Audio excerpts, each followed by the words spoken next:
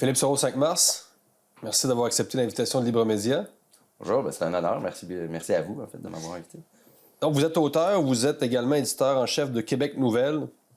Vous avez notamment publié Les imposteurs de la gauche québécoise en 2018, un livre dans lequel vous revenez sur les mutations de la gauche en Occident, mais en particulier la gauche québécoise, qui est un peu...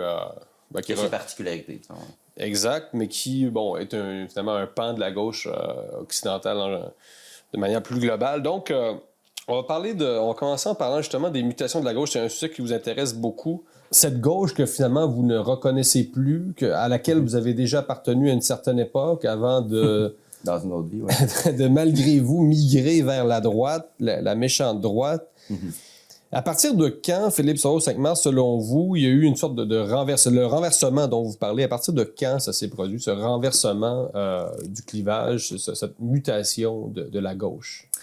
Je vous dirais qu'il y a plusieurs étapes là-dedans, parce que j'ai l'impression qu'il y a eu un renversement d'abord dans les milieux académiques, puis ça, je le fixerais plus autour des années 60-70.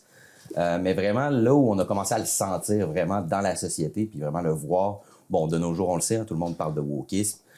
C'est comme rendu le terme à la mode, mais à la base, on parlait de postmodernisme. Mais c'est cette idéologie-là qui commence à naître dans les années 60-70.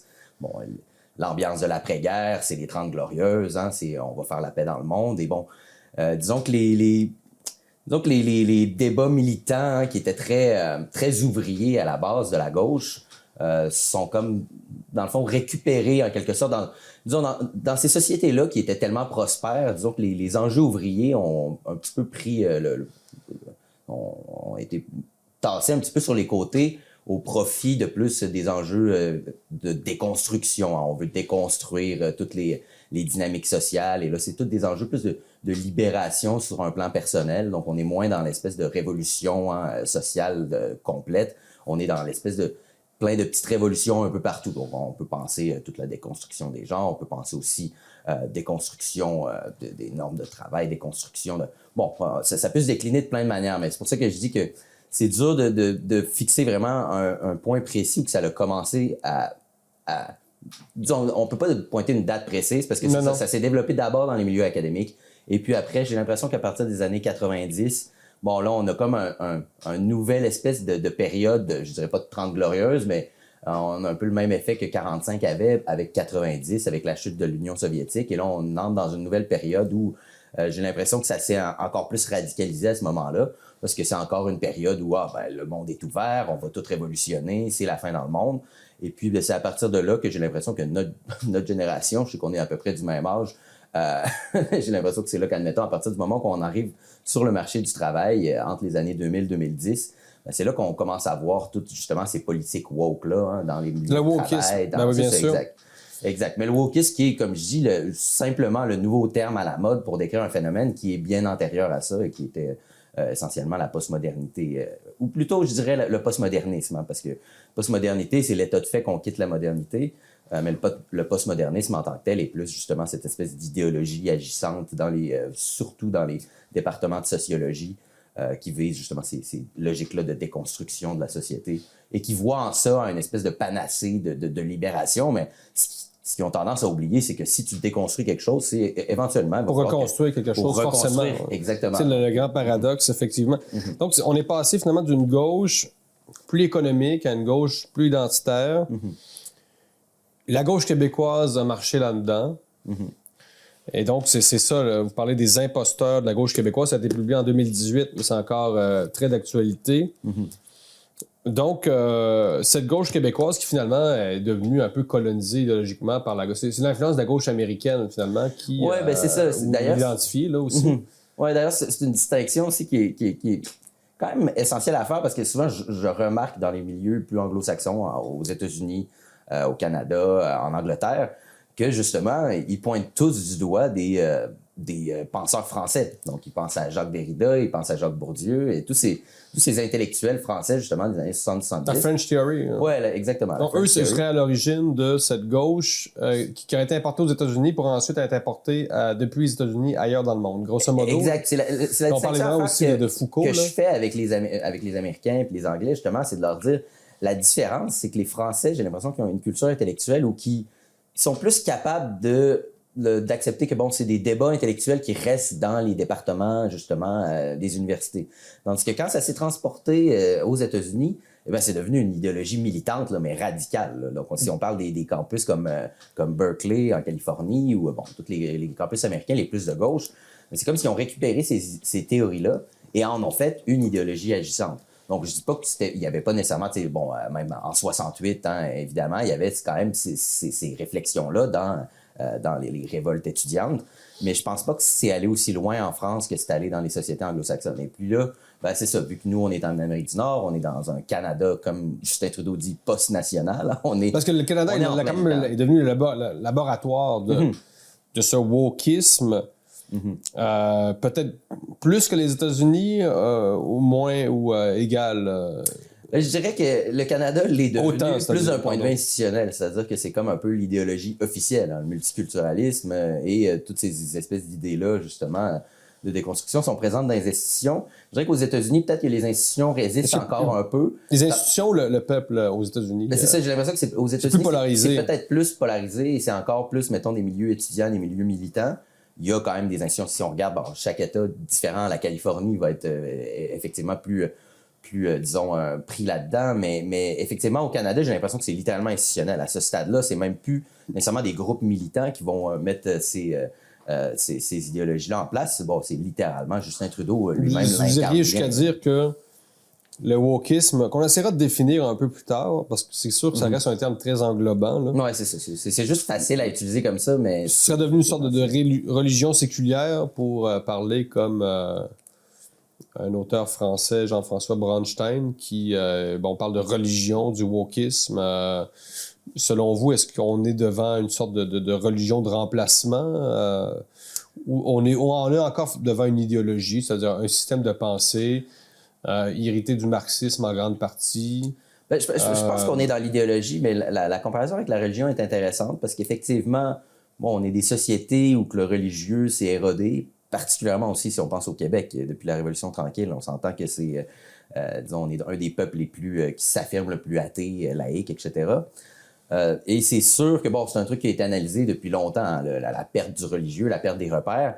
Et j'ai l'impression que c'est sûr que dans un contexte de même, et c'est le contexte en quelque sorte de la postmodernité. Parce que la modernité avait beau peut-être s'écarter, justement, à être très laïciste et s'écarter un petit peu justement de la superstition, mais demeurait quand même une espèce d'idéologie rationnelle et qui justement retombe pas dans une superstition. Parce que là, dans la postmodernité, j'ai l'impression que là, on est en train d'abandonner même les idéaux de la modernité qui étaient la rationalité, et on est en train de retomber dans une forme de spiritualisme et où il y a beaucoup de superstition justement parce que, tu sais, c'est dans le fond... De la modernité à la postmodernité, c'est comme si on passait de la rationalité à la sensibilité. Là. C'est la sensibilité à fleur de peau. Là, donc, Vous connaissez bien les thèses de Michel Maffesoli, sociologue que Libre Média a reçu, du moins, Libre Média a été reçu par Michel Maffesoli chez lui récemment à Paris. Vous connaissez bien ses thèses sur la postmodernité. C'est quoi, et pour nos auditeurs, pour qu'ils comprennent bien, la postmodernité, c'est quoi en gros? Vous dites le passage de la rationalité à la sensibilité. Mais c'est quoi pour que les gens comprennent bien? Parce que c'est un terme aussi qui est discuté, c'est-à-dire qu'il y a un débat également sur le concept même de postmodernité. Pour vous, c'est quoi la postmodernité? Ben justement, vu que tu parles de Maffesoli, j'essaie de me rappeler, je sais que lui, il définissait, il disait, admettons, la triade, il disait la triade moderne, c'est la rationalité, la projection vers l'avant, donc vers le futur, et l'individualité. Donc, c'est ça. Si on résume ça un peu, effectivement, les sociétés modernes, c'est des sociétés projetées vers l'avenir. Hein, c'est le fameux progressisme. Et c'est des sociétés qui, pour accomplir ce progressisme-là, vont se baser sur une rationalité très ferme, froide à certains égards, justement, parce que c'est tellement trop rationnel. Et c'est le règne de l'individu. Donc, c'est des sociétés qui ont mis en place justement... c'est quasiment rendu sacré, hein, les droits individuels, l'individu et les États qu'on a mis en place visaient tous à maintenir justement cette liberté individuelle-là parce qu'on considère que c'est la meilleure manière d'assurer la liberté dans son sens large, le fait d'assurer la liberté des individus. Avec la postmodernité, on voit que ça fesse un peu ces espèces de dynamiques-là et on voit que c'est ça, c'est un peu le retour... par rapport à la rationalité, c'est le retour des sensibilités. Et là, c'est ça, comme je dis, c'est comme Michel Maffesoli l'explique. Il dit c'est le retour des sensibilités. Donc, au lieu d'une perspective strictement rationnelle, on va beaucoup penser à comment les gens vivent les choses et comment sentent les choses. Exactement leur interprétation des choses plus que ce qui est. On va parler beaucoup aussi des groupes, hein, que ce soit des groupes LGBT, que ce soit des groupes culturels, ethniques, etc. Donc, il y a un peu ce retour-là. Et bon, certains vont jusqu'à parler de tribalisme, exactement. Ouais. Et la projection vers l'avant, en fait, on remarque qu'on est dans une société qui ne pense plus tant à, disons, une projection vers le futur. De un, parce qu'on vit dans une situation où l'apocalyptisme est présent partout. Hein. Les gens ont l'impression que c'est la crise. On vit dans l'instant, autrement dit. Donc oui, c'est ça, c'est le retour de l'instant présent. C'est bon, si vous regardez, ne serait-ce que les médias sociaux, hein, tout est une espèce de célébration du moment présent et de ce que l'individu est en train de vivre lui-même en ce moment.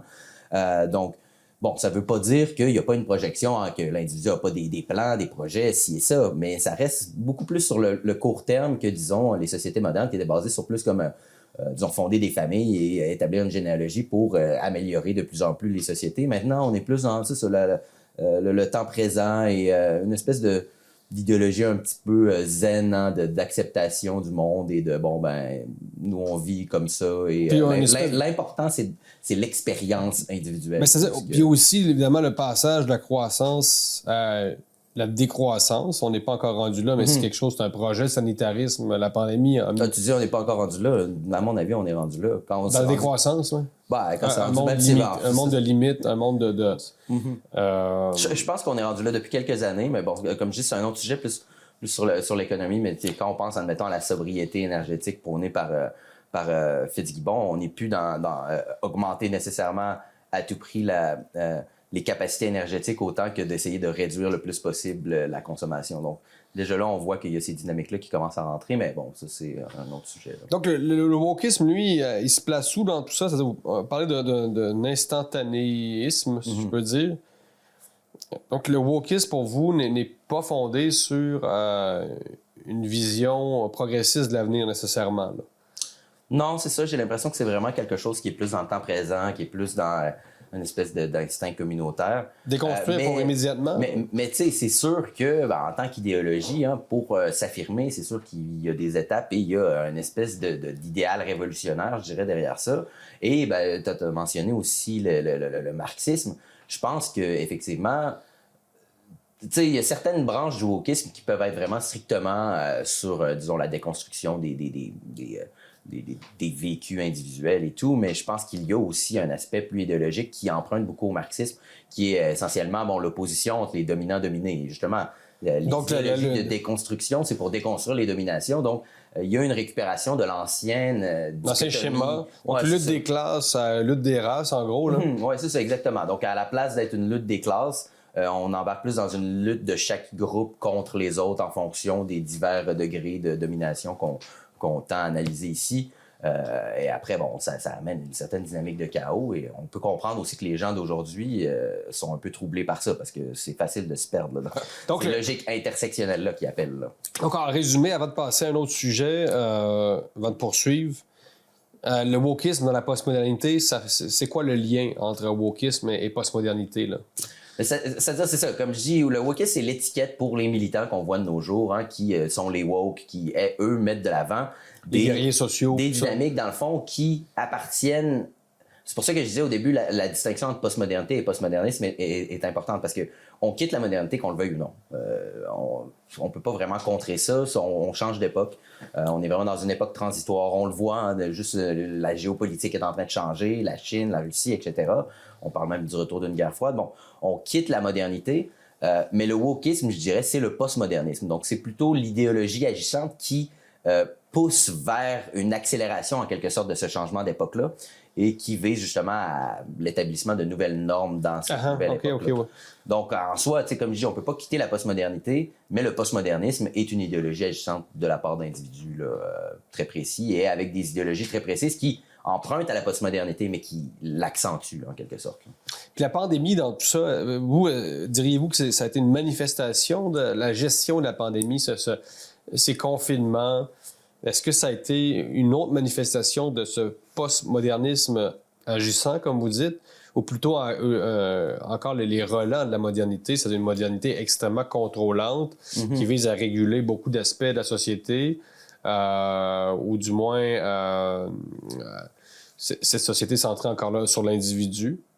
Parce que quand même, c'était des individus qu'on protégeait du virus. On a vu que, bon, derrière le discours sur la solidarité, il y avait beaucoup d'individualisme. Les gens avaient peur de la mort individuellement. C'est-à-dire que moi, je parlais d'une somme, finalement, des peurs de la mort. C'est-à-dire qu'on avait collectivement peur de la mort, mais d'abord, c'était l'individu qui exprimait cette peur-là.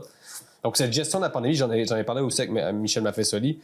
Est-ce que c'est vraiment la postmodernité ou c'est la modernité qui s'affirme encore dans son caractère prométhéen et puis tout ça? Là. C'est intéressant parce que je serais prêt à penser la même chose, hein, qu'en fait, c'est un relent moderne plus que justement une manifestation postmoderne. Mais peut-être avec une dimension pseudo-religieuse, c'est-à-dire... oui, c'est ça. Avec cette pandémie, avec ses rituels, avec ses croyances également, on n'était pas toujours dans l'ordre de la rationalité, forcément. Non, c'est ça. Je veux dire, en une époque où on quitte la rationalité, bien évidemment, c'est sûr que tout va être imprégné de ça. Et bon, justement, peut-être que des manifestations modernes vont avoir moins, disons, les mesures de contrôle qu'il y avait avant, justement, si on parle de débat rationnel, si on parle justement c'est ça, de l'acceptation que les individus aussi peuvent avoir des opinions différentes. Parce que là, on agissait plus comme un troupeau, comme un groupe. Mais là où je dirais que c'est plus une manifestation moderne, c'est que justement, pendant la pandémie, on parlait plus de LGBTQ, de ci, de ça, de chaque groupe culturel. On était un tout uni autour de l'État. Donc, il y avait une retour de l'État. C'est ça, retour de l'État. Très inattendu. Retour de l'État. Et ben c'est ça, c'est plus une dynamique moderne. Et j'irais même plus loin. Bon, là, c'est sûr que, disons, on prend les mouvements trumpistes un petit peu plus intenses qui disaient, c'est une manière, hein, c'est la pandémie, c'est une manière de reprendre le contrôle, ce qui avait perdu en quelque sorte avec l'époque populiste. Que, écoutez, je suis pas en train de dire que c'est, disons, des élites qui ont démarré ça. Mais après, avec l'état de fait qu'il y avait une pandémie, disons, j'ai pas de misère à croire qu'effectivement, ils ont profité de l'occasion pour reprendre le contrôle sur certaines dynamiques qui étaient peut-être en train de perdre le contrôle. Parce que avec la postmodernité, ben, justement, si je peux parler un petit peu je ne vais pas parler tant que ça de Trumpisme, mais juste de dire que le Trumpisme, à mon avis, est un petit peu une espèce de relent moderne, justement, qui essaie de reprendre contrôle contre, justement, le wokisme et le postmodernisme. Donc, tu sais, c'est vraiment réaffirmer les valeurs traditionnelles occidentales, hein, respect de l'État, respect de l'autorité, famille, etc., famille nucléaire comme on la connaît bien. Donc c'est ça, c'est un peu un relent moderne. Mais en même temps, si les élites préfèrent justement aller vers une logique plus postmoderne, c'était une manière un petit peu de récupérer la pandémie pour essayer de reprendre contrôle là-dessus. Là. Je vois clairement en quoi la pandémie a pu tuer en quelque sorte l'espèce d'épisode populiste, Trumpiste là, et Bolsonaro, etc., là, qui commençait à vraiment s'implanter en Occident. Vous pensez que ça n'a pas d'avenir, ça, le populisme? Non, je pense que ça a encore de l'avenir, mais je pense que la pandémie a vraiment mis un frein assez solide à ça. Mais là, évidemment, on arrive bientôt en 2024, puis Trump, on verra bien comment que ça va se dérouler, mais il y a peut-être encore des chances justement de passer, donc ça pourrait renaître. Mais je pense qu'il y a comme eu une espèce d'épisode de temps d'arrêt, pour que ce soit pour le postmodernisme autant que pour l'espèce de révolte moderne populiste. Et c'était cette espèce d'idée plus d'élite. Parce que... Vous pensez que la gestion de la pandémie était une sorte de revanche contre les mouvements style gilet jaune, je pense en tout cas que disons qu'ils ont dû apprécier les pouvoirs qu'il y avait pour justement contrer un petit peu tout ça. Là. OK, ouais. Intéressant. Si on parle un peu du nationalisme québécois auquel vous reprochez en quelque sorte d'avoir adhéré en partie du moins à ce discours postmoderniste, woke, comment se porte le nationalisme au Québec? Ben là, en ce moment, c'est sûr que j'ai l'impression que ça va pas très bien. Je veux dire, les gens, en ce moment, ils sont là à vanter Paul Saint-Pierre Plamondon. Ils ont 3 députés à l'Assemblée nationale. C'est beau, les Québécois aiment bien vanter certaines personnes, mais vont pas nécessairement leur donner le pouvoir. Donc, c'est sûr que déjà là, on a ça. Donc, les Québécois aiment bien s'affirmer séparatistes, aiment bien s'affirmer nationalistes, mais quand vient le temps de l'accomplir, ça, c'est une autre chose. Bon, justement, le deuxième référendum, hein, on peut parler des fraudes qu'il y a eu, etc., mais ça, c'est une autre chose. Mais là, attention, parler des fraudes, ce serait peut-être du complotisme. Oui, exactement, ça se dit plus en 2023. En tout cas, Normand Lester, il n'y a pas de problème à justement traiter tout le monde de complotiste pour les fraudes qui peuvent se passer dans les dernières années, mais pour ce qui est du référendum, ça... du complotisme souverainiste. Mais par contre, le nationalisme, je pense, se porte... C'est-à-dire, ça dépend si on parle de nationalisme séparatiste ou de nationalisme dans son sens large, mais je pense que la CAQ, il y a une des raisons de son succès. La CAQ a repris justement cette espèce d'idée d'un nationalisme qui n'était pas nécessairement séparatiste, mais qui vise, c'est ça, plus un Québec fort dans le Canada. Donc, il y a un aspect très nationaliste à ça. Mais si on parle plus de nationalisme dans le sens de comme l'émancipation du peuple québécois et vers une éventuelle indépendance, c'est ça, je reproche même à sa source même, dès les années 60, là, j'ai l'impression que c'était la décolonisation. Hein. C'était après la guerre, donc la France, l'Angleterre, etc. Se départit en quelque sorte, laissait ses colonies partir. Et ça l'a fait en sorte que beaucoup du discours indépendantiste a été teinté de cet aspect décolonial-là, qui n'est pas nécessairement postmoderniste, mais qui, justement, empruntait un peu au même imaginaire, et c'était en quelque sorte la déconstruction des empires coloniaux, donc la déconstruction aussi des rapports entre des pays, le tiers-monde et le monde riche, etc. Et ça l'a fait en sorte que le Québec est tombé dans justement cet aspect indépendantiste-là qui était beaucoup plus de gauche, beaucoup plus marxiste, qui était très opposé aux élites, etc. Le problème avec le Québec, c'est que on est autant colonisateur que colonisé. Et je pense que c'est le gros problème, c'est ce qui a entravé en quelque sorte toute la réflexion sur l'indépendantisme québécois, parce que là, c'est rendu, en fait, qu'en 2023, on se fait traiter plus comme des colonialistes, alors qu'on oublie qu'on a été colonisé. Donc, c'est ça, ça crée une espèce de paradoxe dans la réflexion québécoise que de se placer tout à la fois en tant que victime. Oppresseur et opprimé. C'est ça, exactement. Oui, c'est ça. Donc, pour vous, il y a comme une sorte de pas d'impasse à ce niveau-là, mais Alain Deneau en parle dans son livre, d'ailleurs, là, un livre récent. Donc, il parle de cette espèce d'esprit sandwich du Québec. C'est-à-dire, d'un côté, on a été colonisé, d'un côté, on a été colonisateur. Et dans tout ce mouvement de déboulonnage de statut, c'est-à-dire qu'effectivement, au départ, le mouvement souverainiste est un mouvement décolonial, décolonialiste, et maintenant se fait ces icônes, les personnages de la Nouvelle-France sont vus comme des personnages à déboulonner, donc comme des colonisateurs. Vous pensez qu'on a été un peu pris au piège finalement par notre propre rhétorique? C'est quand on dit qu'il faut déboulonner Champlain, par exemple, et quand je vois les souverainistes d'ailleurs en appeler à déboulonner certains colonels anglais, etc., moi je leur dis attention, là, c'est parce que la prochaine étape, c'est peut-être Champlain. Exact. Ouais. Donc, je pense aussi que ça a amené une espèce de volonté un peu vaine de la part des Québécois de toujours être comme du bon côté de l'histoire ou être les gentils en quelque sorte. Parce que c'est comme, on veut faire notre indépendance, mais en même temps, on a été colonisateur aussi, on comprend, mais en même temps aussi, on a été colonisé, on comprend. Donc, je trouve que c'est comme si les Québécois essayent de jouer un petit peu sur tous les jeux. Mais à partir d'un certain moment, si tu veux créer un pays, il faut que tu rompes des ponts, il faut que tu détruises un autre pays qui est le Canada, il faut que tu t'affirmes d'une manière complètement décomplexée. Mais je pense qu'il y a ce complexe-là dans la relation du Québec envers justement le fait colonial qui fait en sorte que le Québec peut-être va s'affirmer d'une manière un peu moins décomplexée, c'est ça, dans l'accomplissement de ce projet-là, parce que il veut être du côté justement de ces mettons, les milieux de gauche plus décoloniaux, mais en même temps, il sait que lui-même a été colonial. Bon. Mais d'ailleurs, c'est toute cette dynamique-là, ce passage du Québec de colonisé à colonisateur, explique d'ailleurs, vous en parlez, l'abandon de la gauche, du nationalisme en général. C'est-à-dire, on a un parti Québec solidaire qui vont continuer à se dire souverainiste, mais on sait c'est une position qui est très, très molle, si on peut dire. Donc, ça explique aussi le fait que la gauche a délaissé le nationalisme à partir du moment où on l'a présenté comme un truc de droite. À partir du moment où des bas de côté émergent et ils disent que, dans le fond, le nationalisme, c'est un truc de droite, là, la rupture est évidente. Là. Oui, c'est ça, parce que le nationalisme, même après la Deuxième Guerre mondiale, même en Europe, c'était justement associé un petit peu justement à la droite, même l'extrême droite. Donc, le nationalisme était considéré comme une espèce de perspective un peu chauviniste, un peuple qui s'aime tellement, qui veut accentuer en fait ses caractéristiques nationales. Donc, il y avait un côté, depuis longtemps en Europe. Au Québec, ça a résisté longtemps parce que justement, dans notre situation, on savait que nationaliste ne veut pas nécessairement dire extrême droite, veut simplement dire d'avoir son propre pays. Mais j'ai l'impression que là, on est en train de se faire rattraper et que, dans le fond, on a adopté la définition, en quelque sorte, du reste du monde qui fait en sorte que le nationaliste serait supposément d'extrême droite. Puis j'en viens à Trump. Trump encore qu'il y a beaucoup de nationalisme de gauche. Regain, le America First. Le America First de Trump est un peu le même principe. Et là, ça donne encore un argument supplémentaire pour dire le nationalisme, c'est de l'extrême droite. Hein, Trump, il fait ça. Donc, pour les Québécois, ça devient de plus en plus difficile de s'affirmer en tant que peuple, en tant que nation, puisqu'ils ont l'impression de devoir épouser une idéologie qui appartient à la droite, hein, Et ils sont pas prêts, les Québécois, à se voir comme des gens de droite, entre guillemets. Ils sont pas là.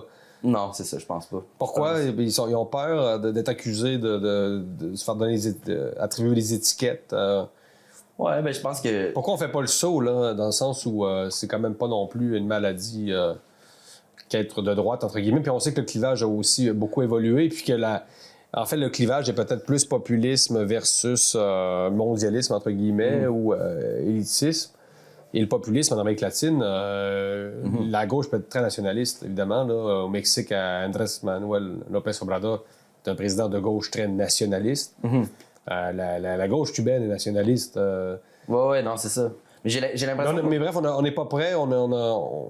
Juste un exemple pourquoi on n'est pas prêt, c'est que littéralement, les gens, ils disent souvent qu'ils feraient l'indépendance, mais pas si c'est tel ou tel parti. Mais le principe de faire l'indépendance, c'est qu'il va y avoir des élections de toute façon dans un pays indépendant. Donc, je vois pas c'est quoi le problème. Ce que je veux dire, c'est que l'alternance gauche-droite aurait lieu quand même au sein du Québec. Mais les gens ont tellement peur de... Pourquoi ils ont peur? Je veux pas faire l'indépendance dans cette perspective idéologique-là ou dans cette... Justement, et puis là, c'est pour ça qu'ils rajoutent des conditions à l'indépendance. Ils disent, on veut faire l'indépendance, mais c'est pour ça. Puis bon, on en revient un petit peu à ce que Falardeau il disait, hein, quand il disait que, tu sais, que l'indépendance, c'est une bonne chose en soi. Tu n'as pas besoin de rajouter des caractéristiques pour dire faire l'indépendance pour quelque chose. Pour l'écologie, pour l'environnement. On fait l'indépendance pour être plus vert, un peu comme le voudrait Québec solidaire. Mais il y a aussi l'environnement. On a l'impression quand même que beaucoup d'élites québécoises, entre guillemets, ont remplacé la souveraineté par le rêve d'un Québec plus vert que vert. Et ça aussi, finalement, ça... Et quand on parle de souveraineté, c'est souvent ça. C'est pour mettre des conditions, encore une fois, c'est de dire, parce que nous, on va être comme ça, on va être plus vert que le Canada, qui est un pays polluant, avec les hydrocarbures et tout ça.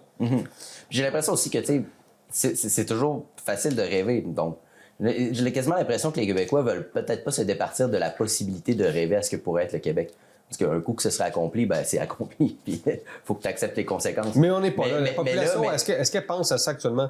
Est-ce que monsieur, madame, tout le monde réfléchit actuellement à l'indépendance du Québec? Ou vraiment, on est dans des préoccupations beaucoup plus terre-à-terre, c'est-à-dire peut-être payer l'épicerie, ces choses-là? T'sais, pourquoi est-ce que vous sentez encore un appétit pour le nationalisme québécois dans la population?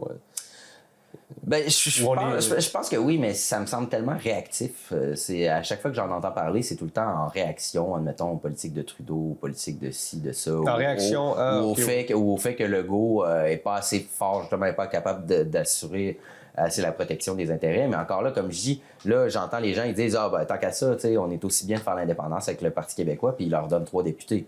Donc, je suis comme, manifestement, c'est pour ça que je dis, j'ai l'impression que dans l'imaginaire québécois, est-ce que c'est encore un désir autant qu'une espèce de fantasme qu'on se plaît à juste ressasser comme ça sans vraiment avoir de volonté réelle de l'accomplir?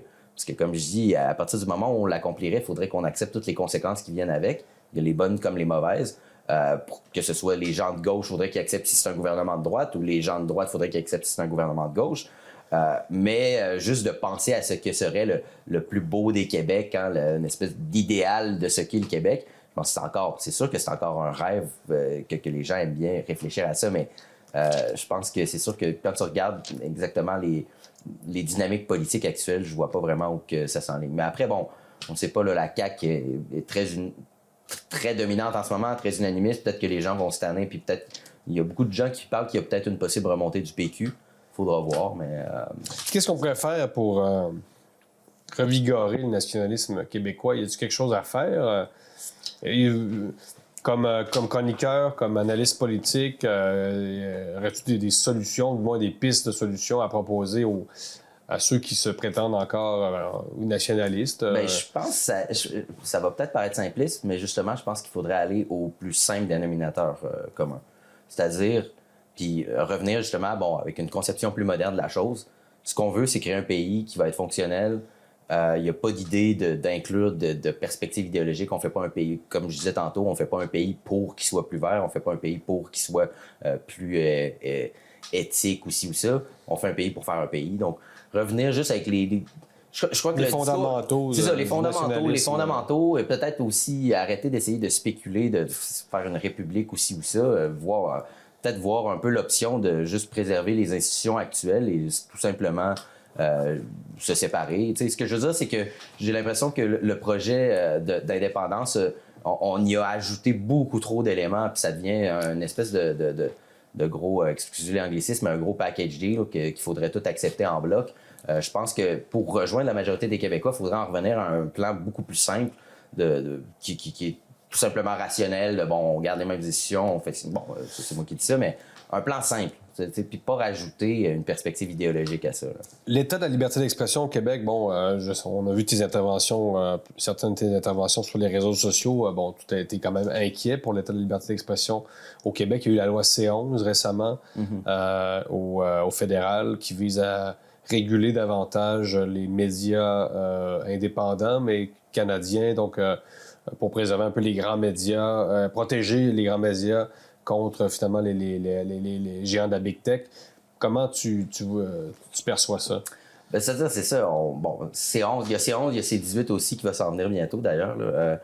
Ben, d'abord, il y a C11 que c'est présenté d'une bonne manière et ça fait quand même de nombreuses années que c'est ça. Hein. On se rappelle même à la base, tous les processus de modération sur les réseaux sociaux, les fact-checking, puis toutes ces affaires-là, c'est arrivé à cause de l'État islamique. Parce que justement, il y avait beaucoup d'enrégimentation qui se faisait sur le web. Donc, c'est tout le temps pour une bonne raison. Bon, c'est pour contrer la désinformation, c'est pour contrer les discours violents, c'est pour contrer ci, pour contrer ça. Puis là, dans ce cas-ci, c'est... de un, on dit c'est pour contrer la désinformation parce que on veut réglementer le contenu web pour s'assurer justement que ce soit les grands médias qui aient plus de portée pour que les gens, à la place de tomber sur justement des petits médias, ils tombent plus sur des grands médias. Donc, on parle d'aller carrément jouer dans les algorithmes des grandes plateformes. Mais aussi, l'autre raison, c'est ça, c'est en quelque sorte aussi pour s'assurer que les grands médias aient de la visibilité. Puis, fait que, c'est un petit peu lié. Là, c'est comme une manière de contrer la désinformation, mais en jouant dans les algorithmes pour que les médias soient plus présents. L'effet pervers de ça, c'est justement le fait que, de un, les grands médias sont capables de tout autant de désinformation, il faut quand même se le dire. Depuis quelques années, il y a quand même eu des cas assez flagrants où les grands médias menaient le bal un peu, mais qu'au bout du compte, on réalisait après. Je vous donne, disons, ne serait-ce que juste l'exemple du lab de Wuhan, qui était considéré comme une théorie complotiste pendant peut-être 1 an, alors que les Five Eyes, les agences de renseignement des États-Unis, de la Grande-Bretagne, de l'Australie, du Canada, j'en oublie un là, en ce moment, mais en tout cas, c'est les Five Eyes qui appellent, étaient tous d'accord pour dire qu'il y avait pas mal de chances que ça vienne du lab. Là. Donc, est-ce que nos agences de sécurité étaient complotistes? Bon, alors ça c'est un exemple parmi tant d'autres. Ce que je veux dire par là, c'est que je suis, disons, peut-être un absolutiste de la liberté d'expression. Moi, je considère que il faut laisser tout le monde parler, puis après, c'est là qu'il se crée des débats, puis c'est là qu'on est capable de déterminer qui a raison ou pas. Faut accepter le débat, évidemment, il faut accepter la confrontation d'idées, mais je crois pas que ce soit une bonne chose pour la liberté d'expression de donner prééminence à un certain groupe pour mener les messages. Parce que n'importe quel groupe peut être corrompu, peut avoir... il y a des lignes éditoriales, on le sait très bien. Il y a eu le cas aussi là, de Radio-Canada qui s'est fait rajouter son Government Funded Media là, sur Twitter. Pendant ça, quelques jours, oui. C'est ça, quelques jours, mais que... mais quand même, c'était quand même assez de bonne guerre, disons. Là. C'est ça là. C'est-à-dire, il disait, nous, on fait juste suivre des normes journalistiques, etc. Mais non, parce qu'ils doivent se conformer quand même à une ligne bien établie. Là. Une mission, c'est-à-dire la mission de Radio-Canada, qui est notamment de faire la promotion de la diversité culturelle à l'échelle canadienne. Et on sait que le multiculturalisme comporte forcément une dimension idéologique, donc c'est assez problématique. Là. Donc, dans ta ligne éditoriale, tu as un aspect très idéologique déjà. C'est ça. Donc, c'est pas banal. Donc, c'est ça. Je veux dire, c'est un exemple d'un billet. Donc, si on a déjà un exemple comme ça, il peut s'en accumuler plein d'autres. Donc, ce que je veux dire par là, c'est que c'est ça. Les grands médias... ont un gars. Tu sais, je pense à dire, les grands médias, je pense, sont encore essentiels pour ce qui est d'aller couvrir des événements, d'aller chercher l'information. Mais je pense qu'après, au niveau des opinions, c'est essentiel qu'après les plus petits médias, les commentateurs, etc., aient autant de portée pour pouvoir, après ça, discuter des événements. Donc, c'est pas nécessairement n'importe quel petit média qui va avoir les moyens de. Pensez-vous que C11 va changer la donne vraiment? C'est quand même, vous avez suivi ça à Québec Nouvelle. C11, c'est quoi les impacts ou c'est une loi qui est encore difficile à décoder finalement? C'est ça, c'est parce que c'est difficile de voir exactement comment que ça va se passer parce que, comme je dis. Les analystes ne sont pas beaucoup prononcés. Non, c'est ça. D'abord, c'est complexe comme loi. Là. De un, il faut quand même le dire qu'il y a un enjeu aussi de pouvoir là-dedans. T'sais, on parle tout le temps de follow the money. Et je veux dire, les grands médias ont un avantage là-dedans parce que depuis des années, tous les profits publicitaires sont en train de se déplacer sur le web. Donc, nécessairement, c'est le pain et le beurre là, des grands médias. Donc, nécessairement, les grands médias sont en train de perdre en quelque sorte leurs profits. Et là, c'est pour ça qu'il y a cette espèce de guerre. Et c'est très payant pour les grands médias de dire que sur le web, il y a de la désinformation. Parce que c'est t'attaquer à ton compétiteur au bout du compte. C'est de dire, sur le web, vous n'êtes pas assuré d'avoir une bonne information. Oui. Donc, pour eux, c'est une manière d'avoir un levier de pouvoir. Parce qu'ils sentent... ils déclinent. C'est-à-dire, c'est une manière de... C'est un combat d'arrière-garde. Oui, c'est ça. On le mentionne pas souvent, mais tu sais, même admettons, je reviens avec l'État islamique puis les fact-checking. Je pense pas que c'est l'État islamique, les fact-checking, ça c'était plus en 2017. Mais en tout cas, les processus de fact-checking, faut quand même se rappeler que c'est pas juste Facebook là, qui fait les fact-checking. Les fact-checking, c'est une entente que le gouvernement a forcé les grandes plateformes web à s'associer avec les grands médias. Donc, admettons, les fact-checking en Europe, c'est le monde qui fait ça. Des agences de presse. Exactement. Donc, qui font les fact-checking. Qui sont donnés un peu le monopole, la vérité, en quelque sorte. Oui, exactement. C'est ça qui ont obtenu, en quelque sorte, un monopole et qui, en utilisant l'État, viennent en quelque sorte récupérer leur monopole. Donc, c'est ça, les gouvernements qui forcent les grandes plateformes web, vous devez vous entendre avec les grands médias, et les grands médias qui, après ça, obtiennent justement une espèce de compensation pour leur perte publicitaire. Mais là, ça va encore plus loin avec ces 11. Donc, au bout du compte, là, c'est comme si le Canada, il dit, c'est pas encore assez loin, on veut que même les procédés algorithmiques soient à l'avantage des grands médias. Donc, on voit encore une fois, c'est carrément l'État qui est utilisé par les grands médias pour pouvoir réaffirmer leur prééminence sur la vérité sur le web. Et là, C18, ça va encore plus loin parce que là, ils veulent jouer dans la monétisation des contenus web. Et pour tous les créateurs de contenu, ils doivent savoir, la monétisation, c'est tout de même démocratique au bout du compte. Plus tu fais de vues, plus tu vas être payé. C'est tout, c'est simple de même. Tandis que là, la loi gouvernementale C18 là, de Justin Trudeau, ce qu'ils veulent faire, c'est forcer les grandes plateformes à payer d'une manière préférentielle les grands médias. Donc, encore une fois, c'est une manière pour les grands médias d'aller rechercher l'argent qu'ils perdent pour les publicités. Et là, il y a cette dynamique-là où les grandes plateformes, ils disent « Mais je suis désolé, là, mais c'est... » Donc, les grands médias ont fait un peu du lobbying auprès du gouvernement fédéral pour essayer de récupérer des parts de marché qu'ils avaient perdues. En fait, je ne sais pas à quel point il y a eu des activités de lobbying, mais ce que je veux dire par là, c'est que quand tu regardes la dynamique, c'est sûr qu'il doit y avoir des enjeux de coulisses. Disons que c'est une piste à creuser. Là. Exactement. Vous avez souvent parlé de l'importance de la culture web dans certains articles, notamment un à Libremédia. Qu'est-ce que ça a changé, ça, la culture web dont vous parlez? C'est cette espèce de réseau un peu pas clandestin, mais un peu souterrain. Puis vous parlez souvent d'un décalage entre finalement ce qui se fait dans la société officielle, ce qui se fait dans la société officieuse, pour reprendre encore une catégorie de Michel Maffesoli. C'est quoi, qu'est-ce que ça a changé, la culture web? C'est sûr que j'ai commencé à m'intéresser à la culture web particulièrement, comme beaucoup de personnes, j'ai l'impression, avec les élections de Trump. À cause de toute la dynamique mémétique qui a vraiment été employée par les politiques depuis ce temps-là. Le fait que les memes sont devenus un médium particulièrement efficace en politique. Donc, les fameux photomontages, là, pour nos auditeurs, donc c'est c'est ça, les mêmes qui sont, c'est ça, des espèces ou de caricatures. Des espèces de caricatures, mais le côté mémétique aussi, il y a une théorie sociologique qui c'est un peu l'effet de viralité. C'est comme une image que tout le monde peut se reconnaître dedans. Donc, il y a comme une blague que instantanément tu comprends la blague. Mais que des fois, il y a certains mèmes aussi que il faut être initié. C'est une blague, dans le fond, qui est partagée sur le web et qui peut être repris de plein de manières différentes. Donc, qui est supporté peut changer le texte, mais la blague va encore faire du sens. Une blague visuelle. Exact. Il y a ça, mais aussi, toutes les dynamiques aussi des réseaux sociaux, le fait que les gens peuvent parler entre eux de partout dans le monde et ils n'ont plus vraiment besoin d'avoir un intermédiaire. On l'a vu dans les printemps arabes, que ça a été un un gros mode de mobilisation là, pour ces gens-là. Bon, en 2012, c'était le même truc aussi au Québec. C'est vraiment à partir des années 2010 où les médias sociaux deviennent des vecteurs de mobilisation. Puis c'est ça. Après, il y a le côté mémétique. Puis je fais le lien avec Trump en disant... Parce que, bon, Trump, on aura beau dire ce qu'on veut contre lui, mais il y avait cet aspect très, très humoristique dans les rangs des pro-Trump et très, très, justement, fort sur, justement, cette imagerie-là, justement, de... Imagerie, c'est ça, ouais. Trump lui-même est quand même assez... Bon, il a fait de l'entertainment tellement longtemps qu'il y a une face, puis des fois, il fait des trucs qui sont drôles en eux-mêmes.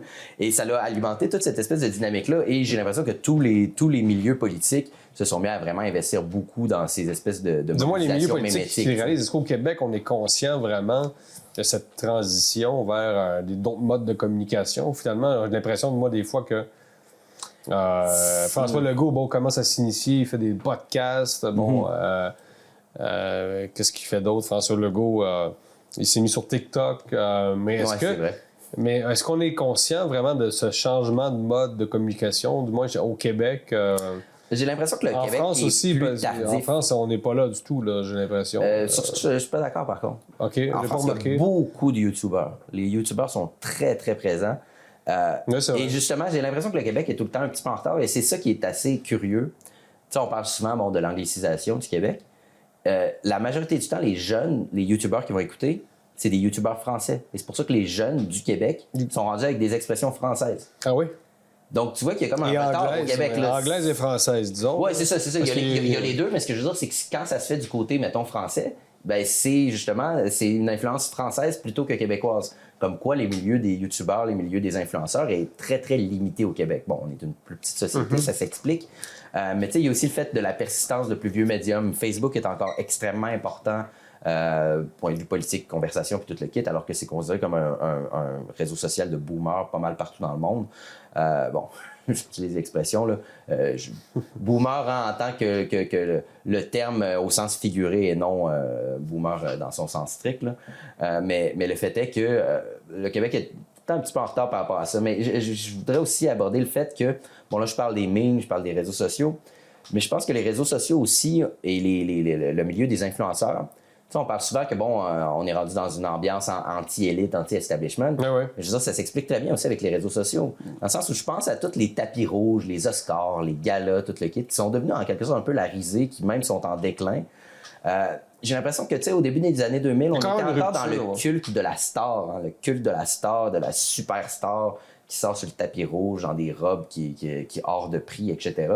Dans ce cas-là, de plus en plus, les jeunes et les gens en général, de plus en plus vont commencer à suivre des influenceurs qui sont chez eux, qui vivent de leur passion, etc. Et donc, ça crée une dynamique où les gens n'ont plus besoin de grosses machines comme Hollywood ou de gros plateaux ou de ci ou de ça. Ils ont un lien direct avec des gens qui apprécient et peuvent justement avoir du divertissement sans passer par ces grosses élites-là. Et je pense que ça a brisé un peu le culte de la superstar et tout. Et ça amène une dynamique, en fait, un petit peu comme un rétablissement d'une forme d'horizontalité. Oui, ça c'est très postmoderne, justement. Oui, effectivement, on pourrait dire que c'est postmoderne. C'est ça, c'est parce que c'est comme un peu une revanche du peuple contre les élites et c'est comme un retour d'une forme de... C'est ça, de rapport plus, mais ça crée un nouveau rapport intime avec la célébrité. Là. Et ça explique aussi le déclin, c'est ça, des grands médias au profit de médias indépendants qui commencent à faire peur, finalement, à cet establishment qui sent que le contrôle du message commence à lui échapper, d'une certaine façon. Donc, on est dans des réflexes un peu de... On sent qu'on perd le pouvoir en haut de la pyramide, là, en quelque sorte. C'est ça que vous expliquez, là. Oui, exactement, oui. Je pense que c'est complètement ça. Et on en revient encore une fois avec les dynamiques dans le fossé qui se creuse entre la culture web et la culture officielle. Ça, on y revient, oui. Et qui, encore là, c'est une question de profit publicitaire. Hein. Quand c'est rendu que tu as des youtubeurs individuels qui, de chez eux, produisent des émissions qui font plus d'argent que Radio-Canada en entier, je veux dire, c'est sûr que ça amène une dynamique différente et que les grands médias commencent à se poser des questions. Là. Je veux dire, si tu es capable de faire du contenu qui fait plus d'argent avec une petite caméra, avec un petit matériel, puis que tu as Radio-Canada qui, eux, doivent avoir... Si tu regardes le matériel de Radio-Canada, comment ça va coûter une fortune à entretenir et juste les studios, etc., etc. Et là, ils ont de moins en moins d'argent, mais en même temps, c'est parce qu'ils ont une manière de fonctionner aussi qui qui est d'une autre époque. Là, oui, c'est ça. Je veux dire, donc c'est sûr que... Puis là, c'est ça crée cette division-là. Et il y a plein aussi de dynamiques dans la culture web. Il y a tout l'enjeu des copyrights qui fait en sorte que les petits créateurs vont pas utiliser des chansons sous droit d'auteur. Donc, ça consolide encore plus une espèce de division entre la culture officielle et la culture web. Et les gens vont pas se mettre à écouter justement les grands médias ou juste pour écouter de la musique sous droit d'auteur. Ils vont écouter la musique sous droit d'auteur à part, puis ils vont quand même continuer à écouter leur influenceur. Mais ce que je veux dire par là, c'est que il y a plein d'enjeux comme, tu sais, les copyrights, je pense qu'il devrait avoir une grosse réforme, même internationale là-dessus, parce que ça fait aucun sens en ce moment. T'sais, si tu mets quelques secondes d'un contenu sous droit d'auteur, il t'enlève complètement tout l'argent pour ton vidéo. Et ça fait en sorte que, ben, c'est ça, les influenceurs, les youtubeurs, etc., ils vont refuser, ils vont pas vouloir utiliser du contenu. Puis c'est con parce que ça fait moins rayonner la musique et la culture au bout du compte. Si tu fais de la musique puis tu veux pas que les petits créateurs utilisent ta musique, ben c'est tout bad pour toi, au bout du compte. Donc, dans cette perspective-là, la liberté d'expression, se porte mal globalement, mais il y a un certain espoir, là, ce que je comprends. Là. C'est-à-dire qu'il y a toute une constellation de petits joueurs appelés peut-être un jour à remplacer les grands, du moins, peut-être pas nécessairement. Là.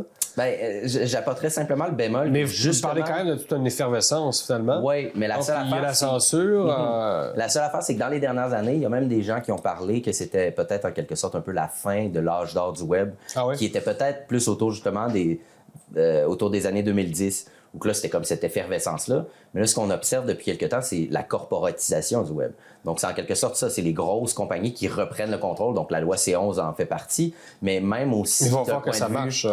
Mais même aussi du point de vue des plateformes, tu sais, YouTube en tant que tel essaye d'avoir... Tu sais, avant, YouTube, tu allais sur YouTube, tu avais des petites vidéos là, de mauvaise qualité, puis tu avais de n'importe quoi. Mais maintenant, de plus en plus, YouTube essaie d'avoir un modèle plus corporatif, mettre du contenu plus disons, de grosses productions, mais plus de place, justement, pour des films, des ci, des ça. Là, on a toutes les plateformes comme Netflix, HBO, tout le kit.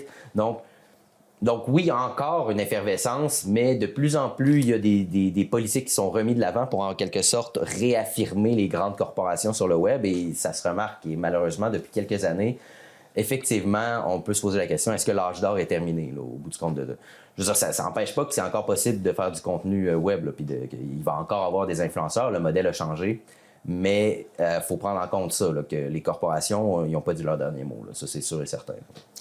Quelques mots en terminant sur la reconfiguration du système international, guerre en Ukraine. Bon, vous êtes un observateur de la scène internationale. Qu'est-ce qui va se passer, selon vous, en Ukraine? On va vers une partition. Vous avez écrit un texte à Libre Média qui anticipait une partition de l'Ukraine. Pas un scénario à la coréenne, mais finalement les territoires à l'Est. Moi, je l'ai dit depuis longtemps. Je pense que ça aurait dû être la perspective qui était privilégiée à la base, là. Je comprends par contre qu'il faut avoir dans n'importe quelle négociation, il faut avoir une posture de force. Donc, c'est sûr qu'au moment où la Russie envahissait l'Ukraine, on n'avait pas le choix d'offrir un soutien assez massif et tout. Mais là, je pense qu'on est dans une spirale qui ne fait plus vraiment de sens. Là, parce que là. Un cul-de-sac, là. C'est que l'affaire, c'est que l'Ukraine aurait été vaincue. Ça fait un méchant bout, là. La seule raison pourquoi l'Ukraine continue à être viable et résiste, c'est simplement parce qu'on leur envoie du matériel. Et même, je pense que quelqu'un disait récemment, qui disait là, ça fait plus vraiment de sens. L'Ukraine est rendue pratiquement l'État le plus armé en Europe. Là, donc, il va y avoir aussi un après. L'armement va rester là. On leur va faire des systèmes antimissiles que nous-mêmes, pour l'armée canadienne, on n'a pas. On va de plus en plus loin aussi dans une dynamique de confrontation pratiquement directe avec la Russie, avec tout ça. Après, comme je dis, il faut une posture de force parce que oui, évidemment, la Russie a cette espèce d'idéologie de l'étranger proche. Donc, elle a de la misère à concevoir que les États qui étaient autrefois sous son joug sont rendus indépendants. Pour elle, c'est encore des États qui appartiennent à sa sphère d'influence. Donc, c'est sûr qu'il faut bien la contrer. Mais là, admettons... Là, mais l'Ukraine, c'est pas la Pologne, mais c'est... Il faut bien comprendre que dans l'imaginaire russe, la guerre en Ukraine, c'est un peu comme une guerre de sécession. Là. C'est pas pareil. Là. Mais je veux dire, la première Russie a été fondée en Ukraine. On parle de la Russie kievienne avant que les Mongols envahissent. Les Occidentaux ne comprennent pas du tout. C'est pas la Russie c'est un peu comme le Mexique qui envahit le Guatemala. Là. C'est-à-dire que, bon, on est de deux pays très, très, très proches culturellement. Culturellement, oui, très proches. Je pense par contre que, tu sais, il faut pas non plus négliger toutes les atrocités que l'Ukraine a vécues, bon, l'Holodomor, etc. Donc, on mentionne souvent que l'Ukraine s'est alliée avec les nazis pendant la Deuxième Guerre. Mais c'est sûr qu'après l'Holodomor, qui est... on parle d'une espèce de génocide par la faim. Là. Dans le fond, l'URSS de Staline a affamé l'Ukraine d'une manière absolument phénoménale. Oh oui. Des millions et des millions de morts. Donc, c'est sûr que quand les Allemands sont arrivés, ils étaient peut-être, on aime peut-être mieux être de votre bord. Donc, c'est pour ça qu'ils sont culturellement très proches, mais il faut aussi reconnaître le côté ukrainien de la chose. Le problème là-dedans, c'est que c'est ça. C'est que l'Est de l'Ukraine, par contre, est pas mal russe. Là, je veux dire. Donc, il y a une nationalité ukrainienne, il y a une langue, il y a une... je ne sais pas si je pourrais parler d'ethnie, mais en tout cas, qui est plus à l'ouest, mais l'Est est beaucoup plus proche de la Russie. Donc, c'est sûr que l'idée de la partition, je pense que c'est peut-être ça va peut-être être obligé d'en arriver à ça, parce que... Puis j'ai beaucoup de misère là, en ce moment avec Zelensky aussi. En fait, j'ai de la misère avec beaucoup de choses là-dedans, parce que des deux côtés, c'est que de la propagande. Là. On peut pas vraiment savoir ce qui se passe exactement. Là, puis du côté occidental, je suis surpris à quel point c'est carrément... je veux dire, c'est triomphaliste la manière qu'on en parle. Non, puis on oublie évidemment en Occident que la Russie n'est pas isolée non, c'est ça. Dans le conflit. C'est plutôt l'Occident qui est dans sa bulle, en quelque sorte. Parce qu'on a tendance à penser que toute la planète appuie l'Ukraine. C'est pas, non, c'est ça. Absolument pas le cas. Là. Non, exactement. Donc, il faut quand même rester réaliste. Puis, tu sais, j'ai beaucoup de misère quand, là, il parle de reprendre la Crimée. Et là, il a parlé récemment, il a dit que cette guerre-là allait se terminer comme en 1945 à Berlin. Zelensky? Oui. Il a dit ça, c'était à l'occasion de l'anniversaire de la fin de la Deuxième Guerre mondiale, là, le jour de la victoire qu'il appelle en Russie. Et il a dit que cette guerre-là allait se terminer comme ça s'est terminé en 1945 à Berlin. Ce qui est en train d'insinuer qu'on va se rendre jusqu'à Moscou puis que Moscou va être rasé comme Berlin l'était. Je comprends dans cette perspective. Mais de part et d'autre, on utilise des références de la Seconde Guerre mondiale. Oui, c'est ça, mais qui est déjà pas très rassurant. Là. Non, c'est pas très rassurant. Poutine qui a dit il y a quelques mois que les chars allemands menaçaient à nouveau la Russie. On est dans un autre imaginaire. Là. Je suis pas sûr que nos woke comprennent bien ce qui se passe. C'est-à-dire qu'on parle de peuples, deux peuples qui ont une mémoire longue. Là. On n'est pas dans l'instantané ici. Là. Puis je crois que la comparaison, peut-être russe, fait plus de sens aussi, parce qu'effectivement, durant la Deuxième Guerre, c'est les territoires qu'ils ont dû reprendre aux mains des panzers allemands. Là. Donc, ils ont traversé toute l'Ukraine. Kiev, Kharkov, il y a eu des batailles mémorables là, de la Deuxième Guerre dans ces lieux-là. Donc, c'est sûr que pour eux, ils vont dans la même direction. Donc, c'est différent que de dire, mettons, on va se rendre jusqu'à Moscou, là, parce que le rapport, disons, est plus direct. Et effectivement, c'est des chars allemands, les Léopards, que l'OTAN utilise, que l'armée canadienne et à beaucoup de places. Bon, les Américains en ont peut-être aussi des différents, mais les chars Léopards allemands sont réputés, puis c'est ça qu'on a envoyé récemment. Donc, bon, on peut parler de ça. Mais là, ce qui se passe en ce moment, là, on nous parle là, de la grosse offensive, là, printemps, été, automne, la contre-offensive. Ouais. Et là, on nous en parle. Et on nous en parle encore une fois d'une manière un peu triomphaliste, et là, on mise tout là-dessus. Écoutez, il y a 5 lignes de défense russes. Là. Les Russes ont construit des tranchées là, sur des kilomètres et des kilomètres, sur des centaines, des milliers de kilomètres. 5 lignes de défense. Donc, une première ligne, une deuxième ligne, une ligne de soutien, une autre ligne, une autre... Donc, avec des obstacles anti-chars, je veux dire, les défenses russes... Les territoires qu'ils ont pris sont consolidés, en quelque sorte. C'est ça. Pendant l'hiver, dans le fond, ils ont même évacué une partie là, à l'ouest du Dniepr, justement parce qu'ils savaient qu'ils n'allaient pas réussir à le tenir durant l'hiver. Donc, ils ont fait un repli stratégique l'automne dernier. Et là, ils ont juste construit, ils n'ont pas arrêté de construire là, des lignes de défense. Donc là, ils nous parlent de cette grande offensive-là, mais je suis désolé, mais là, on est quasiment rendu dans une dynamique Première Guerre mondiale où on envoie du monde à l'abattoir. Là. Parce que ça ne sera vraiment pas une bouchée de pain là, de reprendre ça. Donc, ce que vous dites, c'est que si on veut appuyer cette contre-offensive-là, encore faut-il être conscient de ce qu'on fait. Puis au Canada, en particulier, vous n'êtes pas sûr qu'on soit très conscient dans quoi on s'embarque, en quelque sorte. C'est un peu ça le message que vous lancez. Là. Non, c'est ça. Puis, tu sais, même on parle de la bataille de Bakhmut, admettons. Donc, Wagner finit par planter le drapeau russe sur Bakhmut. L'équipe de Wagner qui a l'air d'un espèce de cartel mexicain de la drogue qui arrive en Russie, là, en Ukraine, évidemment. Ouais, faut dire que c'est un groupe assez particulier, ça, non? Moi, ça me faisait penser à un cartel, un peu comme le cartel de Sinaloa qui prend une ville au Mexique, puis qui arrive, puis le gars a l'air d'un bandit, là. Ouais, non, c'est assez spécial. C'est très spécial. Faut dire que la Russie, il y a beaucoup, tu sais, cette espèce de chefs locaux, là, des gouverneurs locaux là, qui emmènent plus large, puis il y a beaucoup de dynamique clientéliste là-dessus. Je connais pas beaucoup Wagner, par contre, mais oui, effectivement, c'est assez spécial, mais c'est des méchants combattants, puis c'est justement eux qui ont tenu... C'est un peu comme si une branche des Hells Angels allait prendre un territoire quelque part au nom du Québec, là. Ouais, en quelque sorte. Comme je dis, je connais pas assez Wagner, mais par rapport à la bataille de Bakhmut, quand ils ont fini par prendre Bakhmut, ce qu'on lisait dans les médias canadiens, c'est qu'ils vont se retirer dans une semaine ou quelque chose de Bakhmut. Mais ils se retiraient parce qu'ils viennent de se battre pendant des mois. L'armée russe va prendre le relais. Ça voulait pas dire qu'ils se retirent et ils laissent ça aux Ukrainiens. Ça veut simplement dire qu'ils sont relevés de leur garde puis que leur job est fait. Mais tu vois, la distinction dans les médias occidentaux de dire « Ah, ils vont se retirer de Bakhmut », je veux dire, la réalité, c'est que l'article, ce qui aurait dû être écrit, c'est les Russes prennent Bakhmut. C'est ça qui s'est passé. C'est pas Wagner abandonne Bakhmut, là. C'est pas du tout ça. Et là, c'est ça. Donc, ils ont pris Bakhmut. Puis on nous disait que l'issue de la guerre allait être déterminée là. Et là, il y a la ligne de défense. Donc, c'est ça. Moi, c'est juste que ce que je regarde en ce moment, c'est juste que j'ai l'impression qu'ils, paradoxalement, en soutenant l'Ukraine de même, on crée juste plus. On prolonge la guerre et on va créer beaucoup plus de morts. Là, vers le blocage.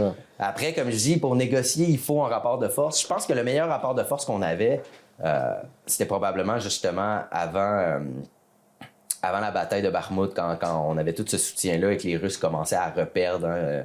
Il y a eu une période où les Russes avaient beaucoup pris. On avait repris beaucoup. Je pense que c'est là qu'il aurait fallu frapper, mettre en place des négociations. Là, maintenant, on est tellement rendu enlisé que, bien franchement, j'ai de la misère à voir comment que ça va se régler. Ouais. Mais bon, après, peut-être qu'il va y avoir un essoufflement des deux bords. Il y a la Chine qui propose des médiations. Je veux dire, c'est ça qui est dommage aussi, je trouve, là-dedans. C'est de voir que la Chine, qui, bon, on le sait, c'est tendance un peu prédatrice des derniers temps, paraît comme prend en quelque sorte le rôle que le Canada avait sur la scène internationale durant des années. Le Canada, on était les médiateurs par excellence. Hein. On était. Non, la politique étrangère du Canada se trouve dans un piètre état. Mais c'est un pays aussi qui s'est replié sur lui-même, le Canada. C'est-à-dire, dans les campagnes électorales, on ne parle plus du tout de politique étrangère. C'est vraiment gestion du cabanon et de la piscine. Là, et Justin Coulon, qu'on a déjà reçu à une émission à Délit d'opinion, le déplore régulièrement, ce déclin de la politique étrangère canadienne. Mais effectivement, le Canada ne joue plus le rôle qu'il occupait, celui effectivement de médiateur et de promoteur de la paix à l'échelle mondiale. Une politique canadienne, étrangère canadienne, de plus en plus alignée sur les États-Unis. Tu sais, j'ai l'impression aussi que tout ça... Ce qui obéit à un certain réalisme également. On sait que l'économie canadienne, évidemment, est dépendante de oui, c'est ça. Non, c'est tout à fait naturel, puis on est des amis. Américaines. Mais on a comme moins cette espèce d'esprit de dissidence. Je veux dire, les casques bleus, puis tout, à la base, on s'est carrément mis pendant la crise de Suez en 1956, on s'est mis entre les Français, les Israéliens, les Britanniques, puis les Égyptiens, là, en plein milieu entre les deux. On est loin de ça. C'est ça, on est rendu loin de cette espèce d'esprit. Puis on sait le lobby ukrainien au Canada, c'est un autre sujet.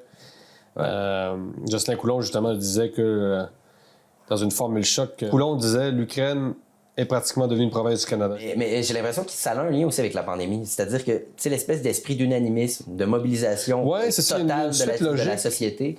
Et ça s'est passé du jour au lendemain. Là. On parlait de la pandémie. Il faut le rappeler, ça aussi. Ouais, on parlait de la pandémie, puis là, c'était tout, tu sais, les petits arcs-en-ciel, ça va bien aller, on est tous ensemble là-dedans. Et là, du jour au lendemain, la Russie envahit l'Ukraine. Et là, c'est des petits drapeaux ukrainiens un petit peu partout sur toutes les réseaux sociaux. Qui remplacent les aiguilles de vaccination. Exactement. Sur les comptes Twitter des bien-pensants. Donc ça, c'est peut-être un peu l'effet pervers, en quelque sorte, de la culture web, dans le sens où la culture web, les phénomènes viraux créent cette espèce de phénomène de conformisme aussi. Exactement, de conformisme. Et je pense qu'on est vraiment rendu dans un très avancé là, dans cette espèce d'un conformisme total avec le groupe et une espèce de devoir de solidarité. Et tu sais, je pense que tout le monde a une sensibilité à l'égard de ce qui se passe avec l'Ukraine. Là. Je veux dire, il n'y a personne qui se réjouissent de ça. C'est absolument terrible, là, je veux dire, comme toute guerre. Mais je pense que c'est une dynamique vraiment différente. Je pense que la même guerre se serait produite, disons, il y a 10 ans de ça, puis il n'y aurait pas eu cette espèce de mobilisation. Comme je dis, je pense qu'il y a des dynamiques vraiment là, très ancrées là, de les gens qu'il faut maintenant tout penser en bloc, qu'il faut tout agir en bloc. Et c'est ça qui est un petit peu troublant un peu là-dedans. On en revient avec l'enjeu de la liberté d'expression, du débat, de la nécessité de confronter les idées. Donc, non, c'est assez terrible. Mais bon, on va voir ce qui se passe avec la fameuse contre-attaque. Mais comme je dis, là, les médias nous le présentent comme c'est là que ça va se jouer. Ils vont reprendre un peu. Avec les informations que j'ai d'un point de vue plus logistique, militaire, j'ai de très gros doutes que ça puisse aboutir sur une quelconque reprise là, de la situation. Donc, il faudra voir. Philippe Soro, 5 mars, un grand merci pour vos analyses. Mais merci bien, c'était un plaisir à moi aussi.